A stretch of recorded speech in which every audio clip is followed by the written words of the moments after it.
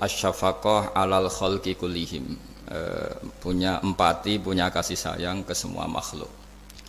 Bahwa takdir kita ada perbedaan itu ya wajar, tapi bahwa definisi itu nyata. Tadi beliau menyebut termasuk satu saudara atau satu komunitas dengan makhluk-makhluk Allah yang lain. Pernah suatu saat Nabi memuji ada seorang nakal itu, diterima tobatnya Allah karena di jalan ketemu anjing, kemudian ngasih minum anjing itu dan Allah mengampuni. Meskipun secara hukum usul fikih tidak bisa digeneralisir, misalnya kalau minumin anjing 1 surga, kalau 100 tambah surga. Nanti lupa minumin manusia gara-gara kebanyakan minumin anjing gitu. Tapi apapun itu faktanya ada cerita di hadis seperti itu. Kemudian menyangkut komunitas internasional yang beberapa diantaranya tentu beda agama, beda keyakinan. Saya mau membacakan cerita di kitab Ar-Risalah Al-Qushairiyah. Jadi saya hanya membantu referensi-referensi yang diajarkan guru-guru kita. Ar-Risalah Al-Qushairiyah adalah kitab kesayangan Mbah Maimun karena dulu mbah beliau dapat ijazah dari Sayyid Umar Sato, kakaknya Sayyid Abi Bakar Sato yang punya kitab I'anatul Talibin. Dan kitab itu dibawa ke Indonesia sampai ke saya sebagai murid beliau. Di antara yang disebut dalam Ar-Risalah Al-Qushairiyah ini Thariqatu Ahlil Ilm, kitab Ar-Risalah Al-Qushairiyah itu. Saya baca nasnya atau ibaratnya atau teksnya. Sami'tu ba'dal ulama yaqulu istadhafa majusiyun Ibrahim al-Khalil alaihi salam faqala bisyarti antuslima. Famarral majusiyu fa'awhallahu ta'ala ilaihi mundu khamsina sanatan nut'imuhu ala kufri falau nawaltahu lukmatan min ghairi antutalibahu bitahyiri dini. Famado Ibrahim alaihissalam ala athari hatta adrakahu wa atadhara ilaihi fasalahu anis sabab fadhakara lahu dhalik fa aslamal majusiyu. Jadi suatu saat Nabi Ibrahim itu kan terkenal Abu Duyuf, orang yang mesti menservis tamu-tamu itu. Kita tahu dulu itu tidak ada warung, tidak ada hotel, tidak ada, ya pokoknya tidak ada mall. Sehingga kalau orang pergi itu kelaparan betul itu. Buat orang kaya pun kelaparan karena melewati padang pasir itu. Kalau sekarang kan orang mau sowan kiai makan dulu. Karena takutnya di rumah kiai kan makan sungkan, jadi makan dulu nanti di kiainya tinggal pura-pura makan. Kalau dulu memang makan nih tamu itu wajib betul, kalau tidak ya kelaparan betul tamu itu. Sehingga cerita suatu saat di antara tamu itu berakidah, berfaham majusi. Atau beragama majusi lah gampangannya itu. Terus Nabi Ibrahim nggak mau, saya mau ngasih makan syaratnya Anda harus Islam gitu. Akhirnya orang ini putus asa kemudian meninggalkan Nabi Ibrahim. Saat itu, saat orang itu meninggalkan Nabi Ibrahim, Allah memberi wahyu ke Nabi Ibrahim. Orang itu umurnya 50 tahun dan dia hidup karena tak kasih makan. Terus kata Allah, mundu khamsina sanatan nut'imuhu ala kufri. Saya yang Tuhan saja ngasih makan dia 50 tahun tanpa syarat dia harus Islam. Kamu baru dimintai makan sehari mensyaratkan Islam. Walhasil terus Nabi Ibrahim ngejar orang Majusi itu, terus monggo-monggo makan di rumah saya. Singkat cerita terus orang Majusi itu tanya, kenapa Anda berubah pikiran? Terus Nabi Ibrahim cerita bahwa beliau ditegur Allah kemudian harus melakukan itu. Jadi cerita-cerita seperti itu banyak. Dulu kita dengar para kiai sering cerita ketika seorang Yahudi rumahnya diusir Amr bin As untuk pembangunan masjid. Ketika lapor ke Sayyidina Umar, masjid itu yang mengambil tanahnya orang Yahudi harus dikembalikan ke orang Yahudi. Dulu guru-guru kita juga sering cerita Sayyidina Ali itu pedangnya dicuri sama orang Yahudi. Ketika ketemu di pasar atau di jalan, kemudian Sayyidina Ali yakin itu pedangnya, dilaporkan ke Qadhi Syurah. Setelah itu Sayyidina Ali diminta, buktinya apa? Saksinya siapa? Kalau itu pedang Anda, saksinya Hasan dan Husain. Tapi kata hakim, Sayyid Hasan Husain itu keluarga Anda, tidak sah jadi saksi. Zaman itu Sayyidina Ali masih berargumentasi, waqad qala Rasulullah sallallahu alaihi wasallam Hasanun wa Husainun sayyida syababi ahlil jannah. Tapi kata Imam Sureh, tetap standar saksi itu tidak boleh dari keluarga. Singkat cerita, qadhinya itu pakai standar hukum usul fikih, al-qaulu qaulu sahibil yad. Yang dibenarkan adalah yang sekarang megang barang itu. Ketika enggak ada saksi, al-musaddaq, yang dibenarkan al-qaulu qaulu sahibil yad, yang dibenarkan ya yang megang barang itu. Singkat cerita dimenangkan oleh orang Yahudi tadi.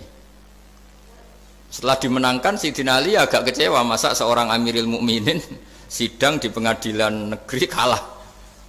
Tapi orang Yahudi tadi akhirnya insaf, sadar sampai masuk Islam, sampai beliau ngendikan bihada taqumus sama wal ard, karena ini langit dan bumi berdiri karena keadilan itu. Jadi ini cerita-cerita referensi yang bisa menolong teman-teman siapapun berkomunitas internasional. Karena pikiran saya sederhana ya, al ilmu yurisul akhwal, ilmu itu melahirkan sikap. Jadi kalau kita punya referensi yang cukup tentang toleransi, insya Allah kita hidup di mana saja punya toleransi, karena toleransi itu juga ajaran agama. Di antara yang diceritakan para guru-guru kita adalah ketika Nabi mau dibunuh oleh orang namanya Daksur atau Duksur, siapa enggak tahu KTP-nya saya. Kiai-kiai kalau baca Daksur. Ketika beliau sedang santai di satu tempat, tahu-tahu ada orang yang mengambil pedangnya kemudian bilang mayyamna'uka minni ya Muhammad, sekarang Anda sama saya berdua, siapa yang bisa menghalangi kamu? Nabi dengan rileks menghentikan Allah. Kemudian si Daksur ini gemetar, pedang jatuh, kemudian diambil Nabi. Sekarang ya Daksur, mayyamna'uka minni, yang bisa menghalangi kamu siapa? Orang itu bilang la ahada, tidak siapapun. Nabi dengan gampangnya fa'afa anhu, Nabi memaafkan. Padahal ini jenis harbi, jenis orang yang jelas punya niat bunuh. Terus artinya kita-kita yang ngaji di pesantren, saya ngaji di Mbah Maimun, punya Bapak Kiai Nur Salim, semuanya ngajarkan bahwa di mana-mana perang kekerasan itu ya karena kita diperangin. Udina lil ladzina yuqatalun, karena kita diperangi kita boleh perang. Qatilul ladzina yuqatilunakum. Jadi yang boleh kita perangi ya zaman kayak kita dulu dijajah Belanda, dijajah Jepang zaman itu. Ketika sudah tidak ada penjajahan ya alasan itu sudah hilang karena mereka tidak merangi kita. Jadi apa ya, perang ya ada konteks rasionalitasnya, damai juga ada konteks rasionalitasnya. Tapi karena kita punya tradisi referensi, teman-teman yang di Jerman tak bantu, tadi ada kitab Arisal Al-Qushairiyah, terus ada beberapa cerita-cerita tadi kayak Daksur. Kalau ayatnya jelas ya, jelas qatilul ladzina yuqatilunakum wa in janahu lisalmi fajnah laha wa tawakkal 'ala Allah. Bahkan seperti yang diceritakan Profesor Quraisy tadi, yang sedang kita benci pun bisa saja suatu saat teman. Dalam surat Mumtahanah itu atau Mumtahinah ada ayat asawwau ayyaj'ala bainakum wa bainal ladzina ataitum minhum mawaddah. Bisa saja orang yang sekarang kamu benci suatu saat kamu cintai. Wallahu qadir, itu Allah Maha Kuasa. Dan tadi saya menambahkan yang dikatakan Profesor Quraisy tentang belajar. Dulu Nabi itu enggak puasa Asyura. Tapi ketika datang ke Medina, orang-orang Yahudi itu puasa Asyura. Coba tanyakan ke mereka, kenapa puasa tanggal 10? Terus mereka menjawab, yaumun najjawahu fi Musa, itu hari yang Allah menyelamatkan Nabi Musa. Terus fa'amara bisyami, kemudian Nabi menyuruh sahabat puasa. Artinya dulu itu segampang itu hidup, itu sesuatu yang baik apa, ya sudah ditiru. Meskipun kita tahu Nabi itu tentu mustaqil bil istihad, Nabi itu orang yang mandiri. Tapi memberi percontohan kita betapa gampangnya kita seperti itu. Dulu ada seorang Yahudiyah meminta sama Sayyidah Aisyah dan dikasih. Ketika dikasih, dia mendoakan semoga kamu Aisyah selamat dari siksa kubur.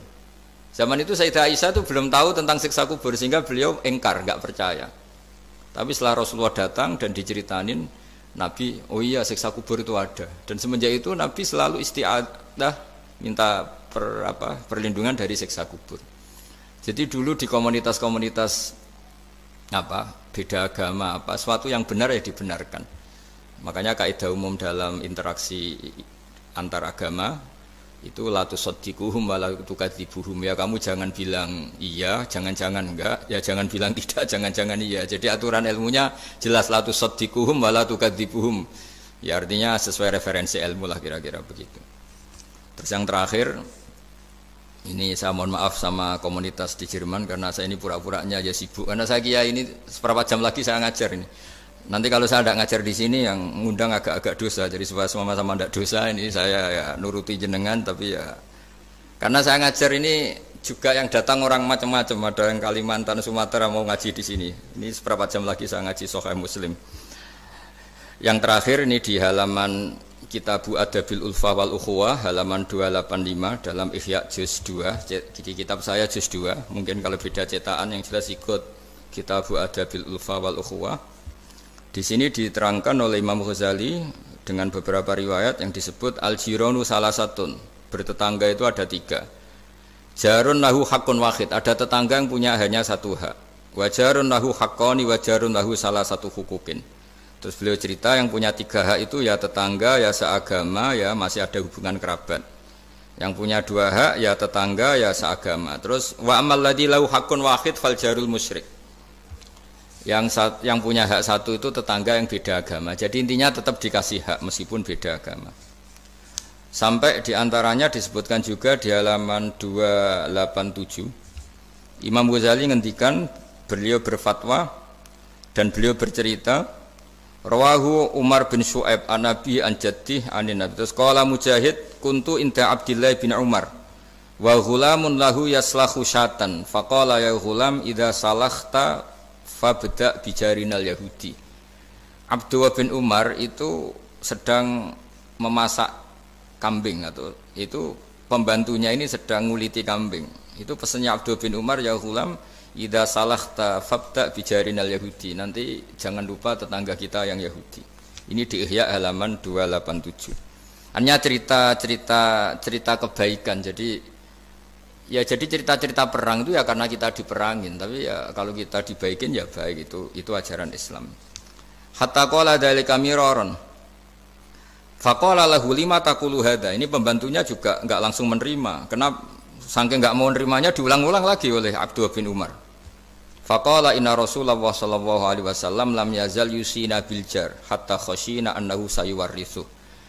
Kenapa engkau melakukan itu ya Abdullah bin Umar? Terus beliau menjawab, Rasulullah itu selalu berpesan untuk berbuat baik sama tetangga. Tadi kita tahu kalau tetangga punya 3 hak berarti seagama, ada hubungan kerabat, hakul jar berarti 3. Ada yang seagama dan tidak punya hubungan kerabat berarti punya 2 hak, yaitu 1 agama dan kerabat. Ada yang punya 1 hak saja, ya tidak keluarga, tidak seagama, tapi karena tetangga itu juga tetap punya hak. Dan itu pun masuk kategori lam yazal yusina bil jar, termasuk orang-orang yang harus kita baikin. Ya kalau di Qur'annya kayak tadi ya, qatilul ladzina yuqatilunakum, boleh merangi ya yang merangi kita. Udzina lil ladzina yuqatalun, diberi hak merangi ya sama yang merangi kita, bukan yang tidak merangi kita. Terus waqala Hisham, kanal hasanu la yara ba'san antut imal jarul yahudiyya wan nasraniyya min udkhiyatik. Bahkan sebagian ulama di sini disebut Hasan Basri berpendapat kalau berkorban, kalau punya tetangga Yahudi yang butuh nggak apa-apa dikasih dagingnya. Ini di halaman Ihya 287 juz 2. Jadi dari cerita-cerita itu dan referensi-referensi itu, teman-teman di Jerman nggak usah khawatir lah. Kalau kiai-kiai kayak kita itu berfatwa nggak boleh berkomunitas internasional, nanti takut begini-begini, ndak lah. Kita bacanya ya sama seperti yang dibaca Profesor Kures, sama yang dibaca guru-guru kita. Jadi itu kalau boleh dikatakan sumbangan saya lah, bahwa di kita di pesantren itu ajaran-ajarannya juga seperti itu. Dan tadi beberapa kita saya sebutkan halamannya supaya bisa dicari, supaya tidak kelihatan hoax, juga tidak bikinan saya gitu, supaya jelas itu. Dan saya mohon maaf karena nggak bisa ngikuti sampai selesai, tapi saya ngapresiasi, semoga jadi syawal yang baik, minal aidin wal faizin. Minal aidin artinya kita kembali menjadi ahli surga. Saya termasuk yang sependapat dengan kitab yang saya baca. Dulu kita ini ahli surga karena Nabi Adam lahirnya di surga dan diciptakan di surga. Karena satu kesalahan beliau harus kembali ke bumi. Dan setelah puasa itu selesai dan diterima, kita kembali ke ahli surga lagi. Maksudnya disebut minal aidin, kita kembali lagi berstatus sebagai ahli apa? Surga. Dan itu dimulai dari saling memaafkan. Karena yang menghalangi masuk surga itu hak adami. Manusia itu kan paling kikir untuk memaafkan orang lain. Padahal kalau hak adami belum selesai itu Allah tidak mau memaafkan. Makanya syaratnya masuk surga harus kita saling memaafkan. Dengan cara seperti itu insya Allah kita minal aidin wal faizin. Jadi mohon maaf, sekali lagi mohon maaf karena saya tidak bisa ngikuti sampai selesai karena saya harus ngaji. Karena bukan papa ya, memang harus. Andikan sunat itu mungkin saya tinggalkan. Mohon maaf sekali. Wassalamualaikum warahmatullahi wabarakatuh. Waalaikumsalam. Terima kasih sekali Gus. Kalau misalnya untuk satu pertanyaan mungkin masih bisa Gus Pak atau Prof. Rais, sama-sama harus tinggal 5 menit. Namun tadi nih Gus, Banyak yang nunggu, nanti saya yang dimarahi, ini saya juga menunaikan kewajiban. Ada satu pertanyaan dari satu pertanyaan saya tunggu. Terima kasih Prof. Ini saya tanyakan langsung Prof. Saya pernah mendengar panjenengan menyampaikan tentang konsep kedamaian aktif dan pasif. Mungkin bisa dijelaskan Prof mengenai hal tersebut, khususnya dalam rangka mempersatukan hati tadi itu Prof. Baik. Jadi begini, saya beri contoh. Damai pasif itu Anda tidak ganggu orang. Damai aktif itu Anda memberikan sesuatu yang positif pada orang. Kalau kita berada di bus, duduk tanpa menyapa yang di samping kita, tanpa mengganggunya, kita duduk dengan baik sambil membaca atau merenung, itu terjadi kedamaian, tapi itu damai pasif. Ada yang aktif adalah Anda memberi dia, ini koran Mas mau baca, ini permen Mas, ajak dia ngobrol dan sebagainya, itu damai aktif. Nah, di Al-Qur'an itu dua-duanya ada itu. Ya, idza khatabahumul jahiluna qalu salama. Kalau mereka itu disapa oleh orang-orang jahil, mereka tinggalkan. Salama, saya berikan kedamaian, damaian pasif.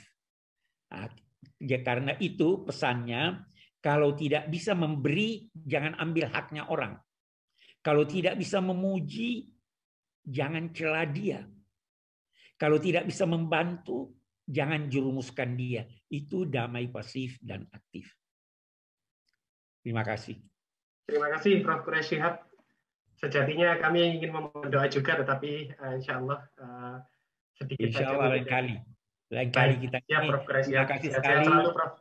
Terima kasih. Assalamualaikum. Terima kasih. Waalaikumsalam warahmatullahi wabarakatuh. Sekarang kita lompat kembali ke Gus Baha. Moga-moga beliau masih berkenan menjawab pertanyaan saya. Ngapunten Gus, satu saja Gus. Panjenengan pernah menyampaikan apabila kebodohan itu merusak, tetapi sok pintar itu jauh lebih merusak. Nah, ini mungkin panjenengan berkenan menyampaikan soal itu. Tentu ada bodoh yang benar-benar nggak ditoleransi Allah Ta'ala, yaitu bodoh tentang Tuhan ya. Kita dikasih nikmat Allah, dikasih bumi untuk dipakai tanpa bayar, dikasih oksigen. Kemudian kita bodoh, nggak tahu yang memberi siapa, itu kan bodoh betul.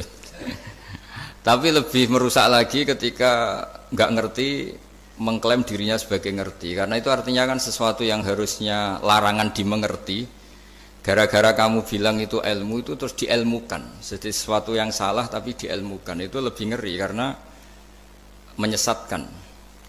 Saya beri contoh misalnya begini, kita di pondok itu kan ngaji jelimet lah.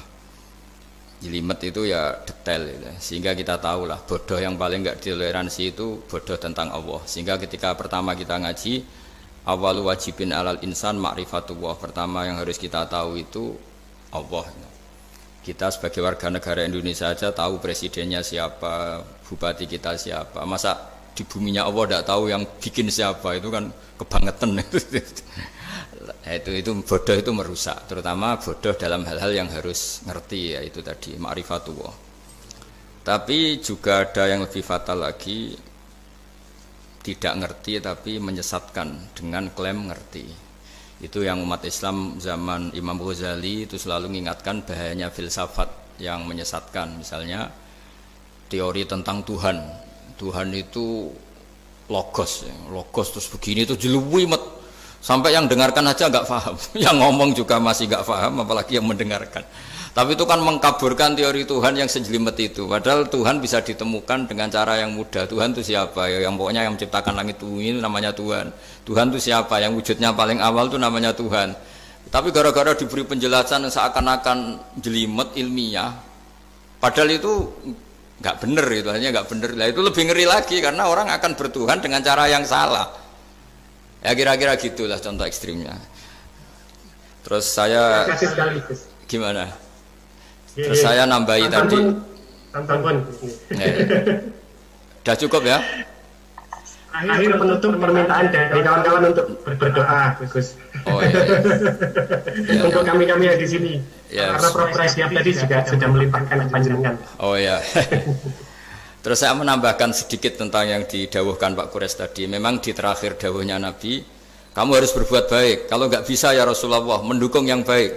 Kalau nggak bisa ya Rasulullah, Nabi terakhir ngendikan takufu syarroka anin nas fa innaha sadaqatun minka ala nafsik. Potensi kejahatan kamu jangan menimpa orang lain, itu ya bagian dari sedekah kamu. Jadi takufu syarroka anin nas fa innaha sadaqatun minka ala nafsik. Jadi misalnya bawaan kita baru nggak mood, bawaan kita baru ingin emosi, ya sebaiknya jangan ketemu orang, nanti bawaannya cemberut. Tapi kalau bawaan kita sedang baik, ya sudah nggak apa-apa ketemu orang itu. Jadi ya, diukur-ukur sendiri lah gitu. Makanya kalau sedang jatuh tempo kredit, banyak utang, nggak usah keluar, nanti bawaannya ketemu orang marah ya kira-kira gitu. Ya dihitung-hitung sendiri. Al-Fatihah. A'udzubillahi minasyaitonirrajim. Bismillahirrahmanirrahim. Alhamdulillahirabbil alamin arrahmanir rahim maliki yaumiddin. Na'budu wa nasta'inu shiratal mustaqim. Shiratal ladzina an'amta 'alaihim ghairil maghdubi 'alaihim waladdallin.